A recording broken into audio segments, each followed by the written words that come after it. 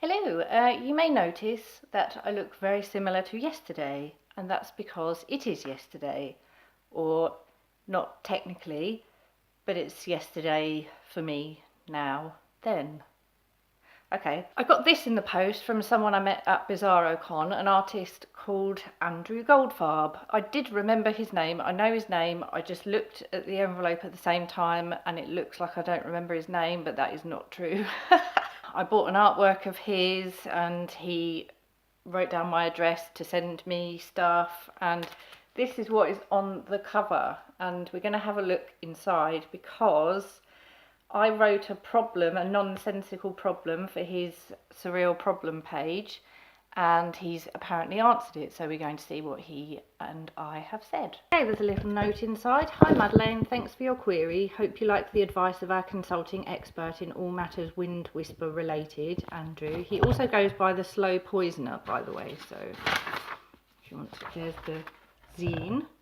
Rock and roll, weirdo art, bad ideas, which is all good stuff. This is the page.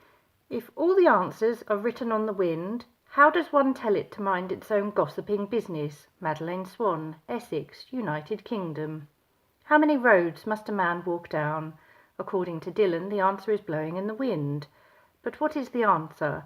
Well, in order to get to work each day, I have to walk on 3 roads altogether, not counting an alleyway, but it's 4 if I stop off for a donut. Since I only buy donuts on Thursdays, this comes to 832 roads per year, but we'll call it 836 to account for the occasional burying of a hamster in the park. With a life expectancy of 79 years, this comes out to 66,044 roads total, which sounds about right. But does the wind really know? Because gusts of wind move purposefully in the direction they're going, and we assume they're knowledgeable, but it's actually just bluster. Still, I see your point, Madeleine. We really don't need a bunch of hot air stirring up a bunch of nonsense. There's plenty of that going up around already. Since pre-Christian times, the Irish have believed in the Sith, a supernatural race of fairy folk who live in an invisible world that coexists with the world of humans. Interestingly, in Old Irish, Sith is also the word for wind or gust. Thus we can conclude, that these gossiping gusts of blowhard wind are actually mischievous fairies, and the best way to prevent these pesky little invisible supernatural beings from spreading secrets is to set a trap. The premier expert on trapping fairies is Reginald Bakley, the Welsh author of the field guide Goblin Proofing One's Chicken Coop.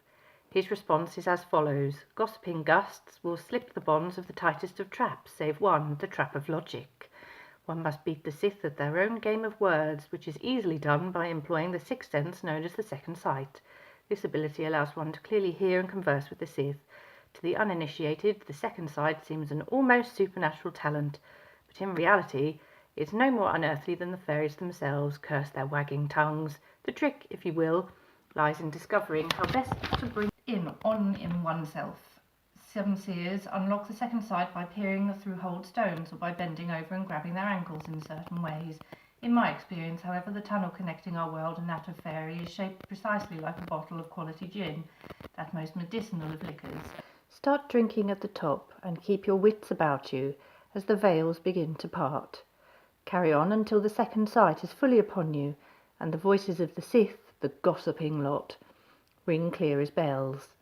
Only then will your rebuttals be heard. State them boldly and rationally, and be firm in your conviction. Hear no counter-argument from the Sith, those base defamers. Once you've said your piece, tradition demands that you seal your argument by facing the enemy wind, raising your head high, and spitting. It's as simple as that. And if you want to ask him a question, just email Ask the Slow Poisoner. And some colour stuff. Punky's Punk Shop, Boy London. Whatever that is. Yes, if you can't feel it, you aren't really living. And more stuff. And we've got more art. Dungeon Degenerates and that. Colourful things, whoever that is,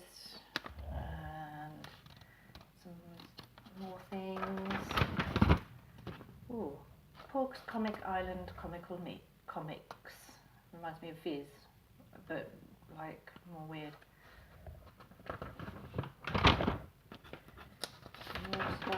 More stuff. The Savage Family. Pork reviews. And that's pork. Okay, well there we are. That's pork. Andrew Goldfarb and some other people. The end. Goodbye.